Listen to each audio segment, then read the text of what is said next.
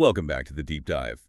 Today we're opening a file that, honestly, it feels less like a standard education discussion and a bit more like a high-stakes legal thriller. Yeah, it really does. But for thousands of people, this isn't fiction. Yeah. It is the very real, very stressful reality of international education in the year 2026. It is. It's a landscape that has shifted so dramatically that if you looked away for even, say, 2 years, like if you were last paying attention in 2024, you wouldn't just be confused. Right. You'd be operating in a completely different world. It's like you'd be playing basketball while the referees are officiating a wrestling match. That is a terrifying image. Yeah. But it really fits what we're seeing in the research. We are talking specifically about the new accountability framework surrounding F1 student visas. The 2026 framework, yeah. Exactly. And I want to be clear right off the top.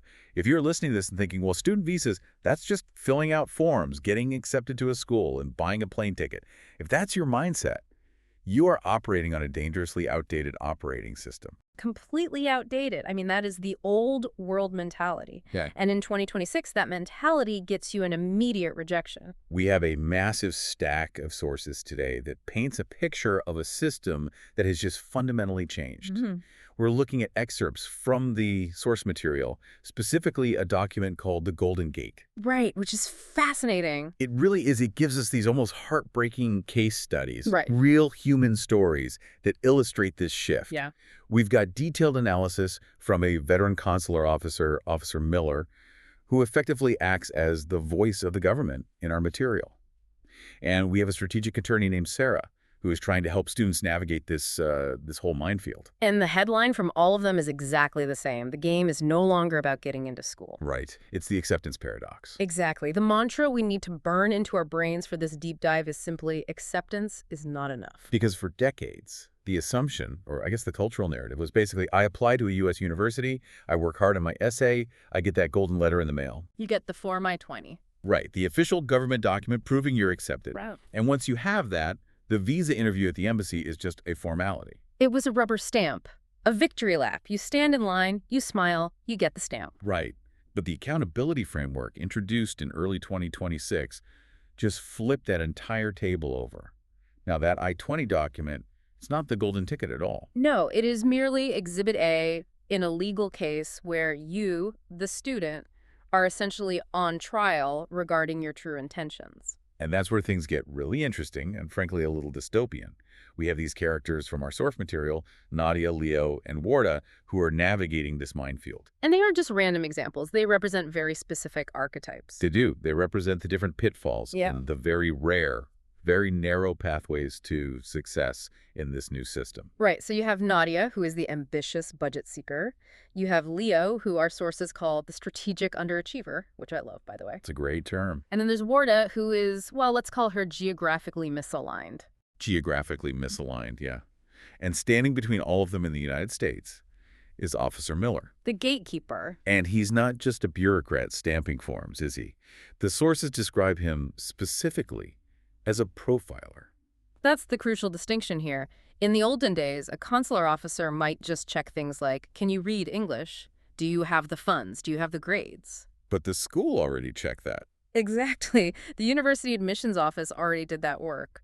So Officer Miller isn't rechecking your homework. He is profiling for one specific thing. Intending workers. Yes, intending workers. He is looking for people who are using the school as a back door to the U.S. labor market. So our mission today is to decode the hidden filters he's using, because they aren't written on the application form. You can't just look them up in a standard FAQ. No, these are the invisible tripwires. Right. We're talking about 3 specific filters today: academic progression, institutional integrity, and regional misalignment. These are the buzzwords that decide who gets in and who stays out.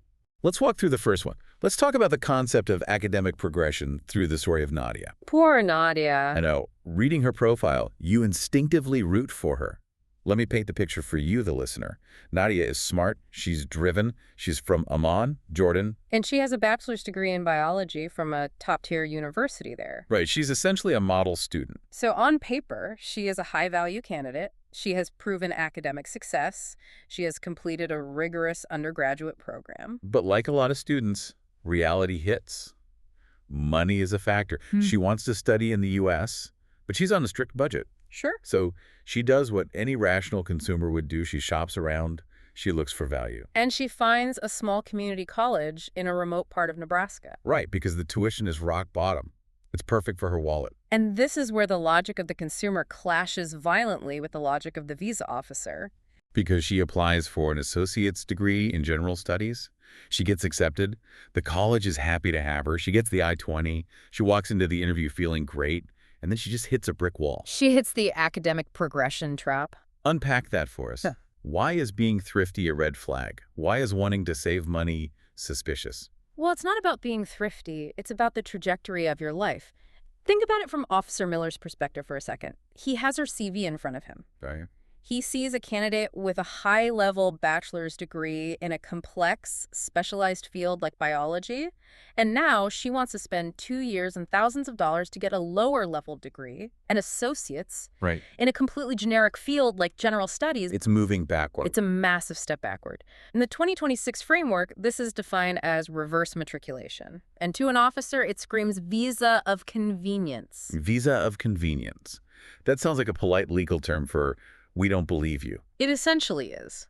The logic is, why would a biologist go to rural Nebraska to study general topics? We're talking intro to psychology, English 101, basic math. Stuff she probably covered in her first year of university back in Jordan. Exactly. It doesn't make sense educationally. There is no academic benefit to it. Therefore, the officer concludes that the education isn't the goal.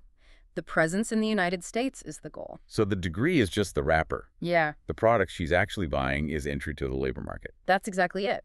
And Officer Miller is trained to spot this downward progression. If you can't articulate how this specific program builds upon what you already know to advance your career back home, you are dead in the water. Oh, wait, I want to play devil's advocate here.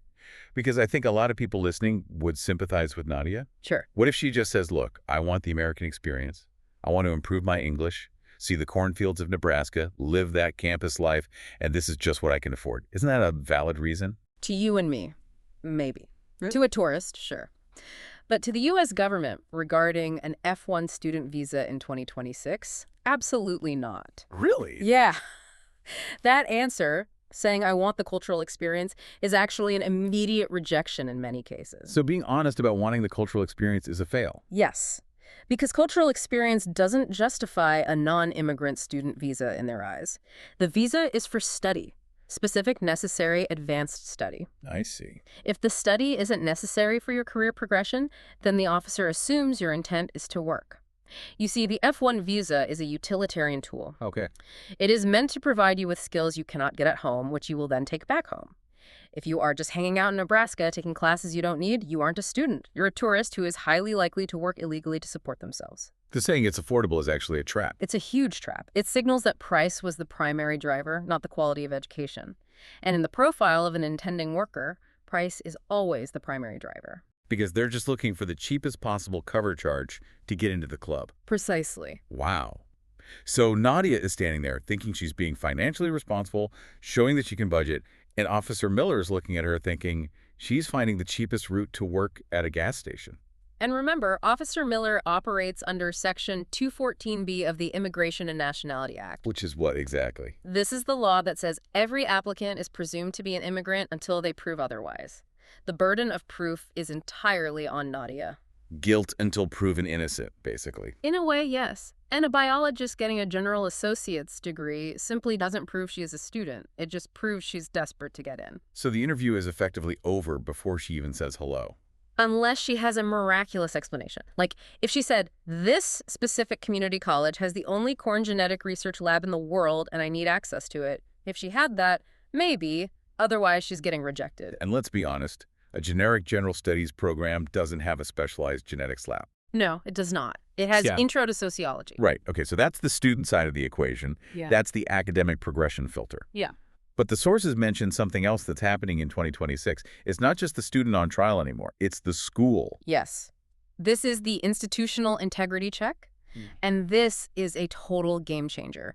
This is where the government started looking at the data and realized the schools themselves were part of the problem. This refers to the SEVP certification, right? Correct. SCVP is the Student and Exchange Visitor Program. They are the body within Homeland Security that certifies schools to accept international students. Okay. And in 2026, the government started getting really aggressive with their data analytics. They realized that certain schools were basically acting as visa mills. These mills, that But sounds ominous. It sounds like a factory. it is a factory. These are schools that offer very little actual instruction but provide the paperwork, the I-20, for a visa. They're often pay-to-stay schemes. Meaning you just pay tuition to keep your status active? Exactly. Students enroll, pay the tuition, but they rarely show up to class. Instead, they're working illegal jobs off campus using the curricular practical training loopholes or just working completely under the table. Well, the school gets the tuition, the student gets the U.S. presence, and no one learns anything. So under the 2026 rules, the government is cracking down on this. Aggressively. They have started decertifying schools, but even before a school is shut down, it gets flagged.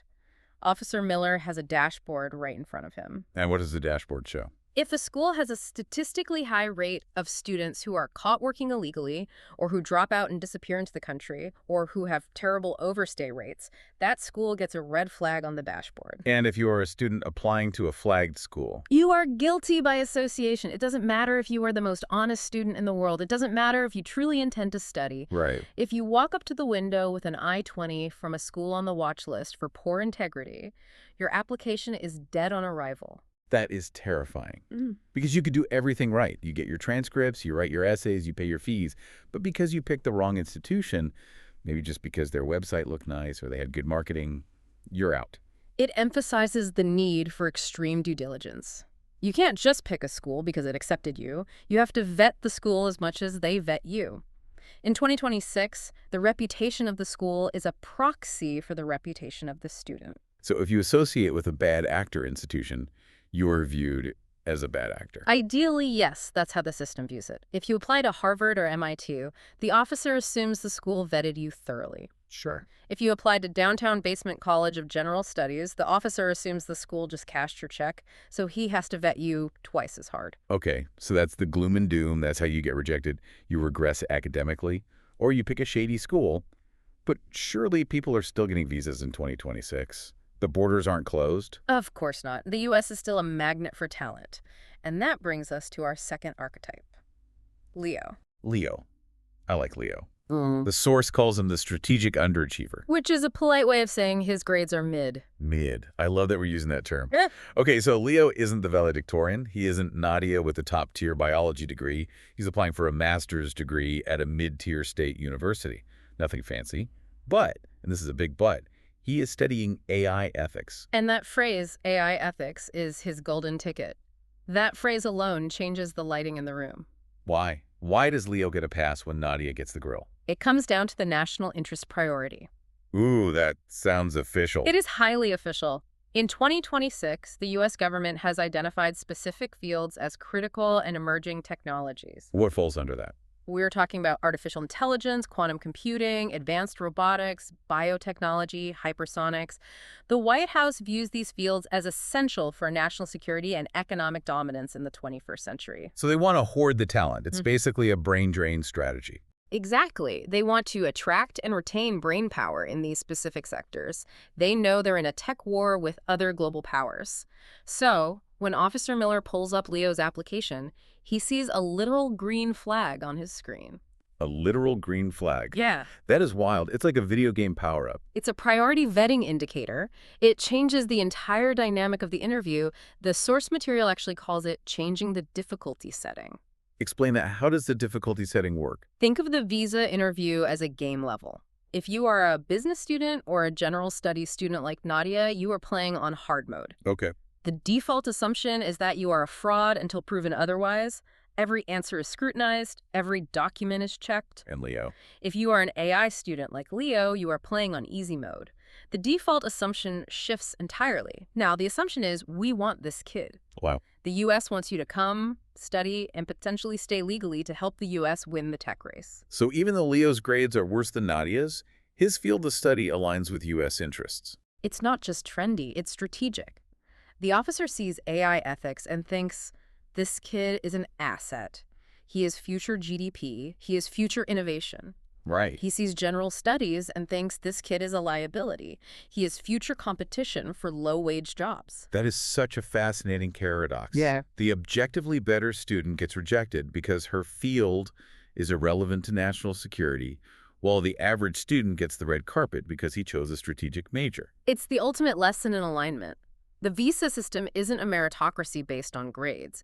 It's a meritocracy based on utility to the United States. So the lesson for Leo was that he essentially hacked the system by choosing the right major. In a way, yes, but it still has to be legitimate. I mean, he still has to know his stuff. If he shows up and doesn't know what an algorithm is, he's still getting rejected. Right. The green flag doesn't mean no questions asked. Exactly, but the level of suspicion is drastically lower. The burden of proof is much lighter. Okay, let's move to our third character. This one hurts a little bit. Yeah. Because it feels like a mistake anyone could make.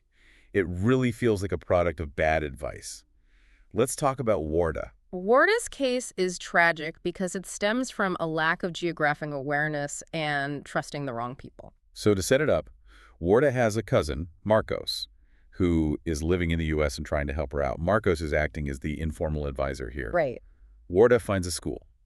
It is SEVP certified, so it passes the integrity check we just talked about. It's not a visa mill on paper. It's a real school. Right. It's a legitimate institution, probably a small private college or a state satellite campus somewhere. But it's located in a small farming town. We're talking rural. And the Rural? economic stats for this town are rough. We're talking 20% unemployment. It's a place people are leaving, not moving to. Exactly. A very depressed local economy. Cornfields, barns, and a main street with boarded-up windows. Now, Warda goes into her interview, and Officer Miller asks her the standard question, why this school?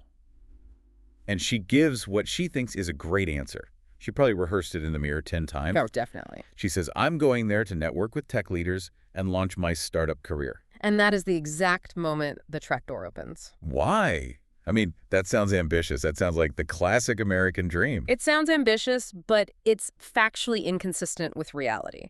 This is the regional misalignment trap. You have to remember, Officer Miller knows the territory. Right. He has access to Department of Labor statistics right there. He knows that this specific town is an agricultural hub, not a tech incubator. So her story collapses because the geography doesn't support it. Precisely. If she were going to San Francisco or Austin or Boston or Seattle, that story holds water. You walk out of class and bump into a venture capitalist, Yeah. but saying you're going to a rural farming community with 20% unemployment to network with tech leaders tells the officer one of two things. Either you are lying or you have done absolutely zero research. And both are bad. Both are fatal. It signals that she is a document student. Define that for us. Mhm. Document student. What does that mean in the 2026 framework? A document student is someone who sees the I-20 as the product. They don't care about the curriculum, the professors, the campus, or the town. They just want the paperwork. They just want the document that gets them across the border. They picked the school because it was easy or cheap, or because their cousin Marcos lived nearby. So because her story about tech networking is so obviously impossible given the location, the officer naturally assumes she doesn't actually care about the school. She just wants to get to America, and she'll figure the rest out later. Right. And to prove it, and this is where the sources get really specific, Officer Miller will launch what's called a pop quiz. I love this detail. It is so stressful. What does he ask during the pop quiz? He stops looking at the computer, stops typing. He looks her dead in the eye to break her rehearsal and asks very specific, granular questions. Like what? Like, name 3 professors in your department. What represents the capstone project of this program? What is the specific curriculum for your second semester? Which textbook is required for the intro class? Oh, wow. If you haven't practically memorized the course catalog, you're toast. Exactly. And most document students haven't. They looked at the price tag and the acceptance letter. They maybe looked at the photos of the library on the website, but they didn't read the syllabus. So if Warda stammers, If she stammers, if she says, Professor Smith, if she can't name a single class other than Intro to Tech, it proves she has no genuine interest in the education. immediate refusal. Immediate. Because a genuine student, someone who is uprooting their entire life, spending their family savings, moving halfway across the world for an education, usually knows who they are going to learn from. Right. They know what classes they're excited about. They know the name of the dean. That makes total sense when you put it that way. If I were spending $30,000 to go somewhere, I'd probably know the name of the guy teaching my core class. I'd know if there was a gym. I'd know the town. You would hope so, but you'd be surprised how many applicants cannot answer those basic questions. They treat it like buying a plane ticket, not investing in a degree. So, Warda's mistake wasn't necessarily the school itself, but the massive disconnect between her story and the reality of the school's location. It's the narrative alignment. Her academic goals didn't align with the regional reality.